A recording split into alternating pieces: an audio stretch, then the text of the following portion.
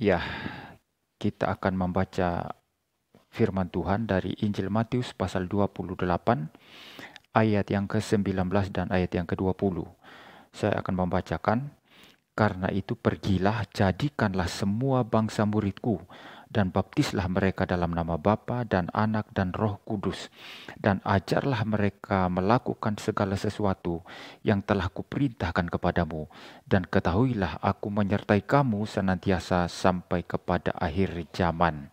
Ini adalah perintah Tuhan Yesus untuk memberitakan Injil, ya. Pergilah, jadikanlah semua bangsa muridku. Untuk menjadikan semua bangsa murid Kristus itu harus ada pemberitaan Injil, pemberitaan tentang Kristus yang menyelamatkan, ya. Kalau tidak ada pemberitaan Injil, tidak mungkin orang jadi murid Kristus, karena iman timbul dari pendengaran akan firman Kristus. Kalau tidak ada orang yang mendengar firman, maka tidak ada orang yang beriman. Kalau tidak ada orang yang beriman, maka tidak ada orang yang menjadi murid Kristus.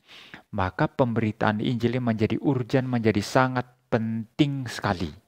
Ya, Injil diberitakan, orang mendengar Injil, dan melalui pendengaran akan firman Tuhan timbul iman. Dan iman ini tentu dikerjakan oleh Roh Kudus, ya. Roh Kudus mengerjakan iman melalui pemberitaan firman Tuhan. Lalu kemudian orang itu beriman, percaya, dan setelah dia beriman dan percaya, maka dia diselamatkan melalui imannya, ya, begitu. Nah, saudara, setelah pemberitaan Injil dilakukan dan orang menjadi murid Kristus, maka harus dibaptis, ya. Harus dibaptis. Ya, maka kalau ada orang, aku percaya, lalu kemudian diajak ke gereja, diminta untuk dibaptis, tidak mau. Wah, ini berarti kepercayaan yang meragukan, ya. Ini perintah Tuhan. Jadi membaptis itu adalah sesuatu yang harus dilakukan. Walaupun baptisan tidak menyelamatkan. Ya, baptisan itu tidak menyelamatkan orang, ya. Baptisan itu hanyalah sebagai sakramen, tanda bahwa orang itu sudah bertobat, ya, sudah keluar dari kegelapan, masuk ke dalam terang, sudah masuk ke dalam persekutuan tubuh Kristus, ya, menjadi anggota tubuh Kristus. Itu maksudnya baptisan, ya. Walaupun itu tidak menyelamatkan, tetapi karena ini perintah Tuhan Yesus harus dilakukan, ya. Jadikanlah semua bangsa muridku dan baptislah mereka dalam nama Bapa, Anak, Roh Kudus. Ketiga pribadi Allah Tritunggal, ya. Jadi kalau orang membaptis hanya dalam nama Tuhan Yesus saja itu salah. Itu baptisan yang menyesatkan dan harus diulang. Jadi kalau ada oneness Pentakostalism, itu gereja Pentakosta yang membaptis orang hanya dalam nama Tuhan Yesus, ya. Aku membaptis engkau dalam nama Yesus. Itu baptisan yang salah dan harus diulang. Itu baptisan yang sesat, ya. Jadi harus membaptis dalam nama Bapa, pribadi pertama, Anak, pribadi kedua, Roh Kudus, pribadi ketiga, ya. Bukan tiga Allah. Tidak ada tiga Allah, tapi hanya ada satu Allah, yang di dalam diri satu Allah ini ada tiga pribadi yang berbeda, ya. Jadi membaptis, ya, menjadikan orang murid dan membaptis mereka dalam nama Bapa, Anak, dan Roh Kudus. Dan ajarlah mereka melakukan segala sesuatu yang kuperintahkan kepadamu, dan ketahuilah aku menyertai kamu senantiasa sampai kepada akhir zaman. Ada dua hal di sini. Yang pertama, dikatakan ajarlah mereka. Maka orang yang sudah jadi murid harus diajar. Namanya murid nggak pernah diajar itu bukan murid, ya. Jadi murid ini perlu diajar. Kelemahan banyak pendeta, banyak gereja sekarang tidak pernah mengajar jemaat. Ya, jadi orang syukur diinjili, setelah masuk ke gereja lalu dibius dan hal-hal yang nggak penting-penting, ya. Ya, hanya diajar berdoa, hanya diajar untuk kamu kalau ikut Tuhan, kamu anak raja, kamu kalau ikut Tuhan, kalau kamu sungguh-sungguh ini, kamu tidak akan susah lagi, kamu akan tidak sakit lagi. Kalau kamu masih sakit itu kurang iman, begitu, ya. Itu ajaran sampah yang tidak berguna sama sekali. Tidak ada guna sama sekali. Tapi diajari tentang dasar-dasar iman Kristen, mengenal Allah sesungguhnya seperti apa, mengenal Kristus, pribadi Kristus dan karyanya, ya, lalu kemudian juga mengenal perintah-perintah Tuhan, ya, mengenal kehendak Tuhan di dalam firman-Nya.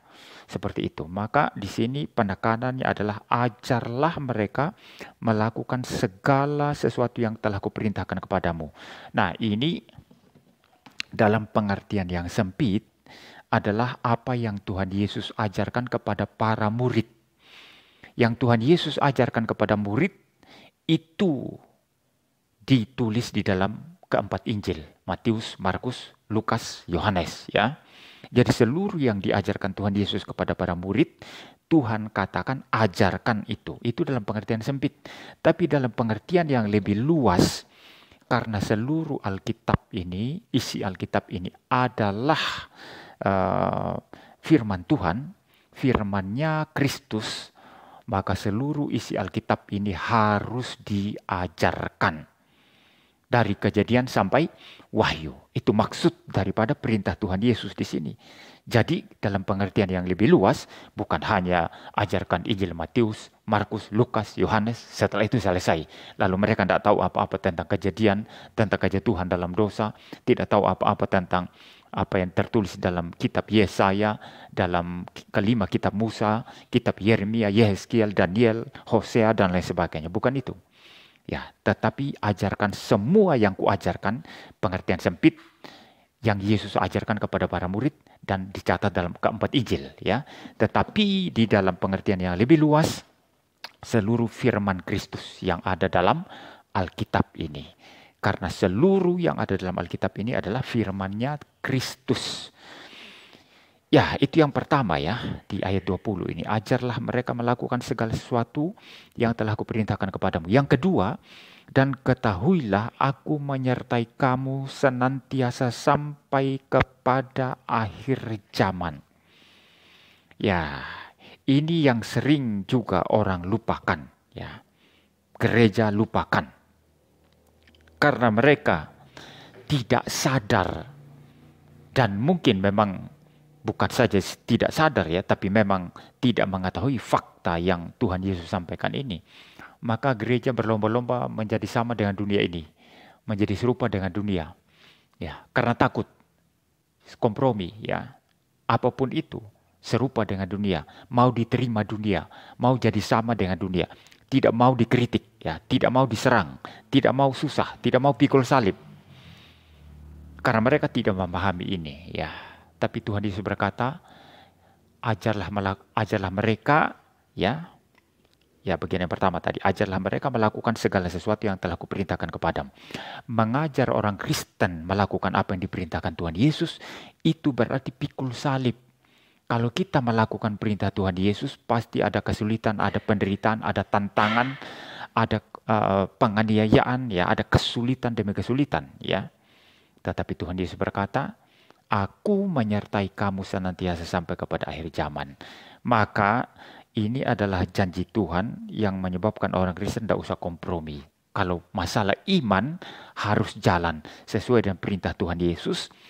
Karena yang menyertai itu Tuhan Yesus sampai akhirnya. Dia tidak akan pernah melepaskan kita. Tapi belum apa-apa orang sudah berpikir, saya kalau begini-begini nanti, saya kalau begini diatur sendiri semua. Jadi ruang untuk Tuhan Yesus tidak ada sama sekali. Saya kalau dibeginikan orang nanti caranya begini. Itu cara dia sendiri. Saya kalau diserang dari sisi ini, saya akan begini. Saya kalau begini akan begini. Lah, kuasa Tuhan Yesus yang mau dinyatakan di mana lagi? Tidak ada lagi, semua diatur sendiri. Kalau semua diatur sendiri, Tuhan Yesus akan bilang, sudah kalau kamu mau atur sendiri semua. Saya angkat tangan, saya tidak ikut campur. Kalau sudah begitu bahaya sekali. Sangat-sangat berbahaya. Ini mirip orang Israel. Ya, yang selama 40 tahun di padang gurun itu tidak taat kepada Tuhan. Sudah lihat berkat Tuhan begitu banyak, mujizat begitu banyak, pemeliharaan Tuhan begitu banyak, tapi tetap tidak taat. Tetap tidak taat. Ya, sampai kemudian masuk tanah Kanaan pun tetap saja itu baca zaman hakim-hakim. Ya, menyembah berhala, berbuat dosa. Akhirnya Tuhan serahkan kepada bangsa-bangsa lain, kepada Filistin. Ketika mereka mulai berteriak-teriak, Tuhan, Tuhan tolong kami. Baru Tuhan angkat hakim, lalu bebaskan mereka. Kemudian jatuh lagi begitu. Jadi saudara, kalau Tuhan itu tidak menjadi sesuatu yang utama, Tuhan tidak menjadi sesuatu yang yang paling penting dalam kehidupan kita, ya, kalau kita menganggap bahwa segala sesuatu harus sesuai dengan apa yang kita rencanakan, kita pikirkan, ya, dan tempat Tuhan sama sekali tidak ada, bisa pada saat tertentu Tuhan berkata kepada kita, ya, kalau kamu mau atur semua segala sesuatu dan kamu merasa cukup dengan itu, silakan jalan. Saya tidak akan atur apapun, tapi itu kecelakaan besar. Karena pasti tidak mungkin seseorang bisa menata hidupnya sendiri tanpa Tuhan. Ya, nah khusus bagi kita orang Kristen yang harus ikut Tuhan, yang mau taat kepada Tuhan, ketika kita menghitung-hitung harga salib yang kita pikul, ya, harga kesulitan, harga tantangan, apa saja kesulitan dalam segala hal, maka yang menjadi pertimbangan utama bukan saya, bagaimana saya mengcover kesulitan ini nanti, bagaimana saya mencari jalan keluar ini, bukan. Yang paling penting dan fundamental itu, percayalah, kalau saya mau menjalankan perintah Tuhan, karena saya murid Kristus, maka Tuhan Yesus yang menanggung untuk saya. Tuhan Yesus yang memberi kekuatan untuk saya. Tuhan Yesus yang juga memberikan jalan keluar untuk saya. Nah, dalam konteks ini maka sangat logis yang ditulis Rasul Paulus dalam kitab Korintus. Tuhan tidak akan mencobai kita melampaui kekuatan kita. Tidak akan memberikan sesuatu pencobaan atau kesulitan melampaui yang dapat kita pikul. Dan ketika pencobaan itu datang, Tuhan memberikan kekuatan yang seimbang. Sehingga kalau sampai ada orang Kristen gila, itu berarti dia tidak mengalami kuasa Tuhan. Yang sebetulnya seimbang dengan kesulitannya. Ya, saya tidak tahu kalau ada orang Kristen bisa gila, ya. Gila karena terlalu sulit, kan. Ada banyak. Kalau saya lihat di jalan-jalan itu banyak sekali orang gila, ya. Orang ketawa-ketawa sendiri, orang jalan-jalan. Ya, sebagian dari antara mereka itu karena kesulitan. Kesulitan ekonomi, ya, kesulitan mungkin keluarga, mungkin hubungan suami istri yang susah, dan lain sebagainya. Akhirnya pikiran yang tidak mampu nampung, akhirnya dia gila. Tapi orang Kristen harusnya nggak bisa gila. Kenapa? Seluruh kesulitan itu mempunyai kekuatan yang seimbang dari Tuhan. Untuk kita bisa tanggung, ya, seperti itu. Jadi ketahuilah aku menyertai kamu senantiasa sampai akhir zaman. Maka biarlah kita menjadi orang yang selalu sadar akan Tuhan, ya, selalu berfokus kepada Tuhan, selalu berpusat kepada Tuhan, dan bukan kepada manusia, kepada diri, atau kepada uang, atau kepada segala sesuatu yang bukan Tuhan. Ya, uang nggak bisa diandalkan, saudara. Persahabatan nggak bisa diandalkan itu. Ya, hubungan dan orang lain nggak bisa diandalkan itu, saudara. Ya, nggak bisa diandalkan. Ya, kita berteman dengan orang kuat. Seberapa kuat sih orang kuat itu memegang kita? Ya, seberapa kuat dia memegang kita? Ya, jadi orang nggak bisa diandalkan. Hanya Tuhan yang bisa kita andalkan satu-satunya dalam segala apa yang terjadi dalam kehidupan kita. Tetapi, sebagaimana saya katakan tadi, sering orang Kristen itu kesadaran akan Tuhan itu kecil sekali. Ya, lebih sadar akan hidupnya sendiri. Sadar istrinya, sadar anak-anaknya, sadar uangnya, sadar pekerjaannya, sadar. Tapi kesadaran akan Tuhan itu sedikit sekali, kecil sekali. Ini sangat berbahaya. Ada satu cerita menarik. Itu seorang bapak sama anak itu berjalan-jalan di kebun melon orang. Mereka jalan lewat kebun melon itu. Watermelon kalau bahasa Indonesia itu semangka, ya. Jalan-jalan di kebun semangka orang. Ketika papanya itu melihat semangkanya sudah besar-besar dan sangat menggiurkan, maka dia bilang kepada anaknya, "Nak, kita ambil beberapa semangka di sini." Itu punya orang, bukan punya dia. Kita ambil beberapa semangka di sini. Kamu berdiri di jalan sini, lihat orang, ya, lihat sana, lihat sini, ya. Pokoknya kamu lihat orang. Kalau lihat orang dari jauh langsung kasih tahu papa, ya, ada orang gitu, ya. Nah, lalu kemudian anak itu berjaga. Lalu papanya mulai masuk ke kebun semangka, mulai pilih yang besar-besar, yang menggiurkan. Dia ambil, ya sudah ambil beberapa. Dia tanya, "Nak, ada orang nggak?" "Oh, nggak ada Pak, nggak ada katanya. Kemudian beberapa lama lagi dia tanya, "Nak, ada orang nggak?" Nggak ada katanya. Lah, setelah dia petik sudah berapa banyak, tiba-tiba anaknya teriak, Papa, ada yang lihat Papa. Ada yang lihat." Kaget papanya, mukanya pucat. Siapa? Orang dari mana?" "Bukan orang Papa. Dari tadi itu Tuhan lihat Papa itu. Bapak mencuri itu. Tuhan lihat dari atas."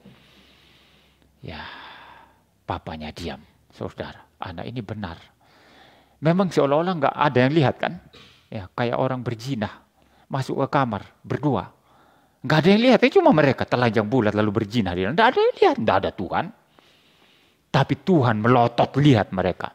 Dan kalau kamu orang Kristen, Tuhan murka. Jangan bilang orang Kristen Tuhan tidak murka. Ini ajaran salah ini. Ini ajaran karismatik paling kacau. Orang Kristen bebas, akan Tuhan kasih kekayaan, dompetmu akan tebal terus. Omong kosong itu ajaran palsu itu. Orang Kristen berbuat dosa, Tuhan murka. Memang Tuhan tidak murka, buang kita ke neraka. Karena penebusan Kristus itu sifatnya sempurna selama-lamanya. Tapi Tuhan tetap marah dan mendisiplin kita. Murka Tuhan ada, kecuali kita bertobat dan kembali kepada Tuhan. Ya, saudara. Jadi Tuhan tidak bisa dipermain-mainkan ya. Seperti Bapak itu tadi ya, yang begitu gampang mengajak anak. Ini bukan saja dia mencuri. Ini kesalahannya dobel. Bukan saja mencuri, tapi juga mengajari anaknya itu untuk mencuri, itu kesalahannya dobel. Seperti itu. Maka saudara, yang paling penting di sini kesadaran kita sebagai orang Kristen bahwa Tuhan itu ada dan saya hidup di hadapan Tuhan. Kalau teologi reform itu ada satu prinsip coram Deo. Hidup di hadapan Tuhan. Senantiasa kesadaran akan Tuhan, kesadaran akan bagaimana kita bertanggung jawab, kita hidup di hadapan Tuhan, kita memuliakan Dia. Itu yang paling penting.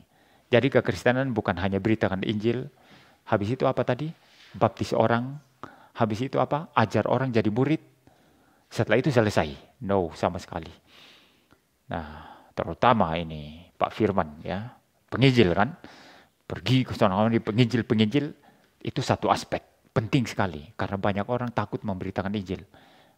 Tapi ada aspek kedua, diajar, dididik sampai dewasa, sampai matang, dimuridkan.